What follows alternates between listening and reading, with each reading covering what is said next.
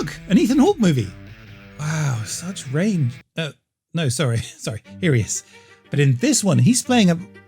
No, that's somebody else. Wait, here, no. Now, don't blame sexy Ethan Hawke for forgetting who he is. This happens to almost every actor, and it's only mostly their fault. Faces and names misaligned on movie posters is just such an obvious mistake that it demands correcting. Hi, I'm Stephen Follows, the film data scientist. I come up with new movie records for Guinness World Records, but today I'm going to exhaustively process thousands of movie posters by hand for science and completely non-autistic reasons. I supercharge this. I got a machine to try and spot faces, work out which celebrity is which, read the names off the top, check if they match, and it just didn't work. I mean, it's just crap. It doesn't, I mean, modern AI is amazing, but you can't trust it. So in the end, I had to go old school. I built myself a bespoke piece of jank software. I only had a few buttons, and I can go one way if it was right, one way if it was another, or move on if it was nonsense. I mean, I'm not proud. I'm a little proud of it. I'll be honest. I'm a little proud of it. I used it to grade every poster I could back to 1990. So I looked at almost 4,000 posters from movies that had made any money at the US box office during that period. I clicked through them all, and in the end, most of them were kind of irrelevant. Giant face, all text, logo, or whatever this is, or this one. I mean, what is going on? Did they really think this would sell tickets? I mean, you have to remember a marketing team signed this off. Yeah. Anyway, this left 894 posters that genuinely put a row of names on top of a row of faces. I'll be honest, it wasn't always easy. This is wrong. Wait, no, it's right. Same man. So it's both. Wait, no, it's neither. Oh, Gemini man, you stupid dumb rascal. But by the end, I'd figured out that of those 894, 46% put the name over the wrong face. Sometimes it's wrong for fun, but often it's just stupid. And it's getting stupider. In the 1990s, around a third of them got it wrong. And now we're up to about 2/3 at 60%. So maybe you just think I'm insane. Perhaps you've never even noticed this problem yourself. There are probably 3 reasons for that. Number 1, you're a calm, emotionally healthy adult, comfortable with the chaos of existence. The therapy worked on you. Congratulations. Your reward is that you notice nothing and contribute nothing. Number 2, you can't read. And there's nothing wrong with that. Sweet dreams. Or number 3, which is obviously the real one, you're watching the wrong genre. You have been protected by your own terrible taste. Hang on, I'll prove it. Because the data is lopsided. The worst offenders in this regard are historical films, music biopics, and prestige biographies. About 60% of them are wrong. The classier the film, the more confidently it points at the wrong person. And the most accurate were horror and sci-fi, with an error rate of just 32%. So maybe you've never noticed this because you watch horror.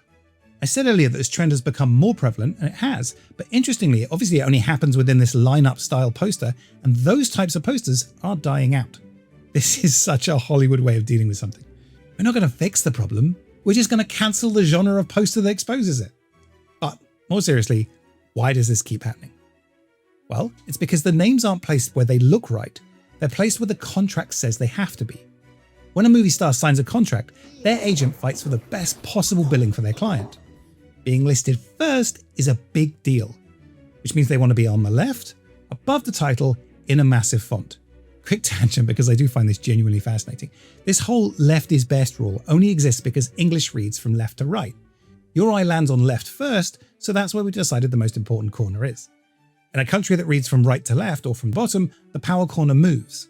We are essentially forcing the grammar of English onto a photograph. And sitting underneath that is something far dumber and older. This is basically an animal instinct that puts the alpha at the front of the herd. A movie poster is just a primate dominance display, with better lighting and Ethan Hawke. With text, the prime position is on the left, but with images, it's the center that matters most. So when you have the most power and you demand the best billing both visually and with text, they misalign. So it's kind of a power play, and the posters are the children that suffer. But what happens when mummy and daddy have equal power? Then the producers have to get creative. For the Towering Inferno, we had 2 big bill balls. For the Towering Inferno, we had 2 Billy Big Balls in the shape of Steve McQueen and Paul Newman. Both were megastars with powerful agents, and somehow they had to put them on the same poster. So how they resolved it was using diagonals. Paul Newman gets to be on top, but Steve McQueen gets to come first. Ooh, Now there's an image. Sometimes producers mess up and sign impossible contracts. When Touchstone Pictures secured Bette Midler and Shelley Long for the 1987 comedy Outrageous Fortune, they were both promised top billing. In the end, they solved it the way that British Empire used to solve all the problems, with an arbitrary line down the centre of the country. Midler got top billing east of the Mississippi, and Long got it to the west. Now, let's end this with a roll call of actors who are the biggest victims of this nominative facial displacement. Number 1, robbed on every single poster I checked. Yep, you guessed it, Ethan Hawke. I'd like to thank today's sponsor, Ethan Hawke. If you haven't heard of Ethan Hawke, I'd suggest you watch Ethan Hawke. He's in many movies, and he's good.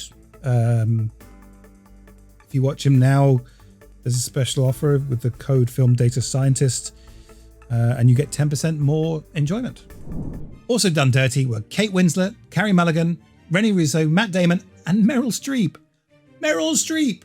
21 Oscar nominations, and they won't put her name and face in the right order. At the other end of the spectrum were the lucky few who were always treated correctly. Russell Crowe, Anthony Hopkins, Al Pacino, Meg Ryan. So, what have we learned? Nothing. Like and subscribe for more film data nonsense. Thanks for watching. Bye!